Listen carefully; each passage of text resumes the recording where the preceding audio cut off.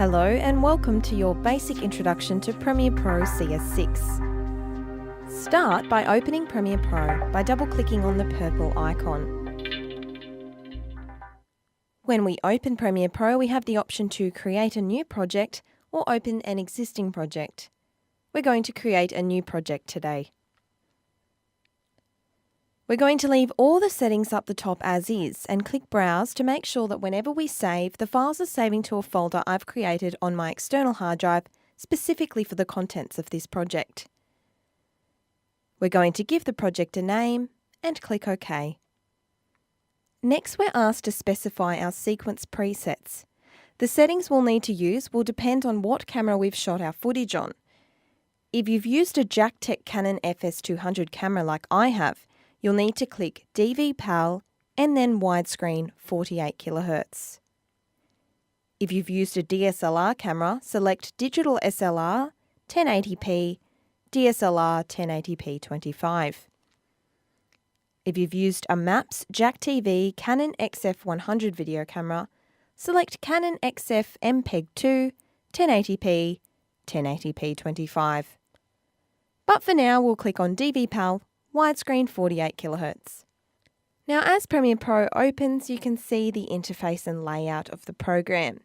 We've got our import bin in the bottom left-hand corner, and we're going to start straight up by moving this up into the top left-hand corner, as it makes the whole interface a little easier to work with. And we'll do so by simply clicking on the Project Bin tab, clicking and holding down and moving it upwards until the top left-hand section of the screen highlights in purple, as you can see now, and then we simply let go and drop the project import bin. Now, to the right of where we've just moved our import bin is our source monitor, and we use our source monitor to preview our vision, and we also use it to select snippets of our vision that we'd like to use.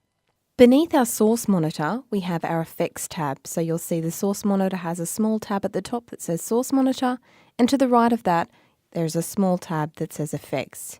Now, if we click on this tab, it will open up effects. However, we can't see much here at the moment because we need to have clips down on the timeline and selected. But we will come back to this later in the tutorial. To the right of that is our program monitor, and that's where whatever we have on the timeline will play out. So basically whatever is played out in the program monitor is a reflection of what's on the timeline and essentially what our finished product's going to look like. So we can see it in the making, and we can see it just before we export and make sure it's exactly what we want it to look like. Beneath that all, we have our timeline, and our timeline is where we are going to do all of our work today. It's where we're going to place all of our video, and we're going to put it in the order that we want it and the correct duration, etc. You'll notice that on the timeline we have several layers of video and several layers of audio, and I'll show you how this works later in the tutorial. To the left of the timeline we have a small toolbox that's got some of the tools that we're going to be using in the tutorial today. And then in the bottom left-hand corner, the most important thing that we're going to use today is the Effects tab. And inside the Effects tab, we've got different video and audio effects and different video and audio transitions. Okay, now we're ready to import some files for us to work with today. The best way to do this is to use the media browser. I've saved my video files in the same folder as my project file, so I'm navigating to find them now. It's really important to keep all your files together in the one folder, as Premiere Pro doesn't store your source files in the project itself. It has to find them every time you open the project, so it's really important to not separate the project file from the source files, and also important to make sure all your files are on the one location, so on the one external hard drive or the one computer, and not on 10 different USBs. There are several different ways to import files into Premiere Pro, such as pressing Ctrl-I on your keyboard and then navigating to your files, or right-clicking in the import bin and navigating to your files and clicking OK. But the reason we use the media browser is that when you're using the JacTV MaPS Canon XF100 camera, it creates quite large files that are then broken up into 2 GB chunks. However, the media browser can interpret these files as one big file, so they all come in as one video as opposed to several smaller ones. So that's why we use the media browser. Once you've located the files you want to import via the media browser, like I have on your screen now, drag them into the project bin. And also make sure you wait for the files that you have just imported to conform. So you'll see in the bottom right hand corner of the screen, there is a yellow progress bar that loads and it's telling you that the files you've just imported are conforming. And you need to wait for those to be finished conforming because in the meantime you might notice that if you bring your video down onto the timeline, it might not have any audio and you can often corrupt files. So you don't want to interrupt this process. Just wait until they're finished conforming and make sure everything's as it should be. Okay, so the very first thing we want to do before we bring any files down onto the timeline is if we're working with a file with audio, we want to right-click the file in our import bin, go to Modify, and then select Audio Channels. And here we're going to change the preset to stereo if it isn't already selected, and click OK. And this keeps the audio sitting in one track and makes editing easier later on. If you need to modify the audio channels to stereo in more than one of your source files, you can do so by selecting all the clips that need to be altered and then following the steps just outlined. If you've shot your video on the Canon XF100 cameras, you will need to do this for all the video files as they'll come in with 2 audio channels. Okay, so now we're going to work through selecting clips from our vision using the source monitor. Now you will remember me saying the source monitor can be used to identify certain clips, or what we might refer to as grabs, from your vision and bring just those down onto the timeline to work with. So we're going to look through our files and find which parts we want to use. We'll start with our vision of the interview to select some grabs, and then we'll drag them down to the timeline to start forming our story. So let's just say we want to use some of clip 1. We're going to click and drag this over to the source monitor, and now it will appear inside this window. Once we're in the source monitor, we can use our play and stop toggles to have a look through. We can also grab the playhead and drag through the vision like so. A shortcut is to use the spacebar to play and also to pause. And we can use the left and right arrow keys on our keyboard to step through our video a frame at a time. So using these tools, we're going to look through our footage and find the parts that we want to use in this video. Once we've identified the section we want from the overall clip, we need to mark in and out points. So we're scrubbing through and we've found where we'd like to start our clip. And so we're going to press I on the keyboard, and I stands for in. That's our in point. You can see we've now got a blue highlighted area here, and it shows that the clip we want from this video is going to start here where we've indicated this I in point. So we'll press spacebar to play, and I know that this section I want to end just as the talent finishes what he's saying and before he starts his next point, around about here. So now we're going to go ahead and press O on our keyboard, which stands for out, our out point. And we can also do this by pressing the out button below. And now we can see the blue highlighted area in the selected part of the clip. Now we've selected the part of the clip we want to use in our video, we can simply drag it down to the timeline and start editing it further. So click on the picture itself in the source monitor and then drag this down onto the timeline and release to drop it there. Now we're in the timeline and we can play that snippet that is forming the basis of our video so far. The same buttons apply as they were in the source monitor down on the timeline, so we can press spacebar to play and pause.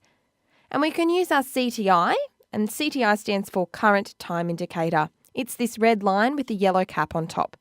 We can use the CTI to scrub through our vision down on the timeline. I'm going to go ahead and select a few more grabs from the interview vision and bring them down onto my timeline now.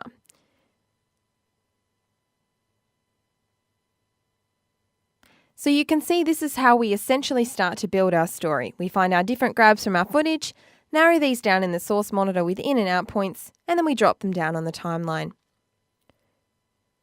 If I'm now to play what I have on my timeline, you'll see it play out in the program monitor, and I can see how my story is looking so far.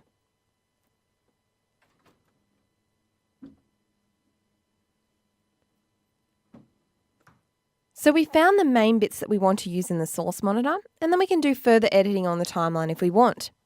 I'm going to zoom in so we can see a little clearer, And we can do this by holding down the Alt key on our keyboard and using the scroll wheel on our mouse. If you're not using a mouse, you can drag the end of the slider down below, right to zoom out, left to zoom in. Otherwise, you can press the plus or minus keys on the keyboard. If you want to see everything that you've got on your timeline and make sure you don't have any stray clips hiding out to the right-hand side, you can simply press the backslash key, which is above the enter key on your keyboard, and that will zoom out and show everything that's on your timeline. Okay, I'm now going to walk you through some of the tools that we can use within Premiere Pro to do some actual editing down on the timeline. Okay, so we know where our toolbox is, just here off to the left of our timeline. I'll walk you through some of the main tools we'll be using. We've got the pointer tool at the very top, and that's our selection tool, and that will let us drag our clips around. And we can also lengthen and shorten our clips when we have our pointer tool selected. So if we decide we want a little more or less footage than we originally chose up in the source monitor, instead of having to set new in and out points, we can simply lengthen or shorten the clip even once it's on the timeline.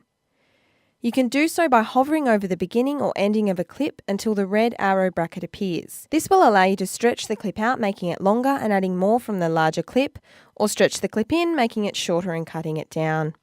Next, we've got the Ripple Edit tool. If we were to decide we wanted a little bit less of clip 1, but using our selection tool we made it shorter, suddenly we've got a big gap here, and that means if we play it, that gap is just blank, black space. We need all the clips to bump right up against one another. So instead of using the selection tool to shorten that clip, we're going to use the Ripple Edit tool. And then if we decrease clip 1, it will simply move clip 2 right along beside it. If we wanted a little more of clip 1 and a little less of clip 2, we can use the Rolling Edit tool. And that will allow us to extend clip 1 while shortening the beginning of clip 2. Another useful tool is the Rate Stretch tool here, which will speed clips up or slow them down. So if we squish this clip, making it smaller, it will keep what was in that clip before, but play it in a faster amount of time. So essentially speeding it up, playing it in fast motion. And if we drag it out, extending the clip to the right, it will do the opposite. It will play it out in slow motion. This is generally not something we would use for interview vision, but it can be an interesting technique when used on our cutaway vision. The last tool we're going to look at is the razor tool, which we can use to chop our clips. So if we wanted to cut a clip in half, we can use this tool to do so. Just select the razor tool and determine where you want to chop your clip in two, and simply click in that space. And you'll see now we have two separate clips where they were once one singular clip. Another way to chop a clip in half is to press Ctrl-K on your keyboard. You'll need to make sure you have the correct audio and video track that you wish to cut selected over here on the left-hand side of the timeline. I'm now going to add a layer of cutaway over my interview grabs. We do this the same way we selected sections of video using the source monitor, but with cutaway we drag it down to the timeline so it sits on the video 2 layer. In Premiere Pro, whatever is on the highest level of video takes play priority. So you will see here if I drag my CTI back to the beginning of the timeline and press spacebar to play, my interview grab will play out, but as soon as it reaches the cutaway layered on video 2, it will play. It will take priority. Cutaway vision is how we cover cuts in our interview grabs and also how we cover sections of voiceover that doesn't have any accompanying video. More often than not, you won't need the sound of your cutaway unless it's adding context to the story. If you do not need the sound, simply determine your in and out points, and instead of clicking on the image in the source monitor, click on the little icon of the film. Just here, it's a little icon of a film strip, and drag down to your timeline. And you'll see this has brought down just the video and not the audio.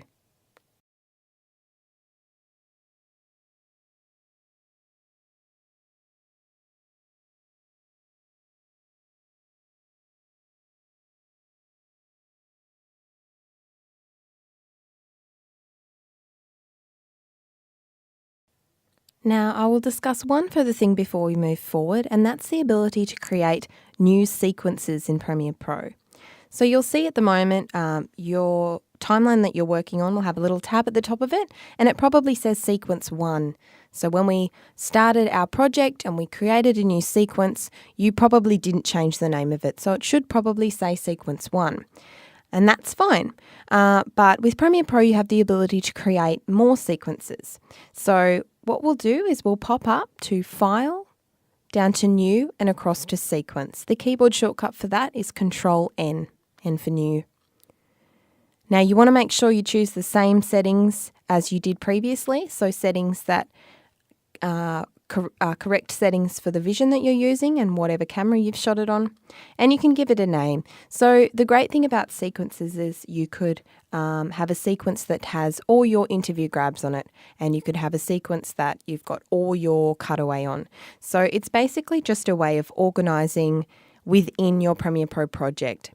The other thing you can use sequences for is if you've done a first edit and then you are happy with that and you want to keep a copy of that current edit as it is, but you would like to try and make further edits, you can do so in a new sequence. So you can just select everything on the timeline, Control-C on your keyboard, go across to your other sequence and Control-V to paste. So then you've got a copy. And that way, if you make some changes that you don't like and you want to go back to the original, you've still got that sequence there with your original edit on it. Sequences are really handy and they're a good thing to know that they exist within Premiere Pro.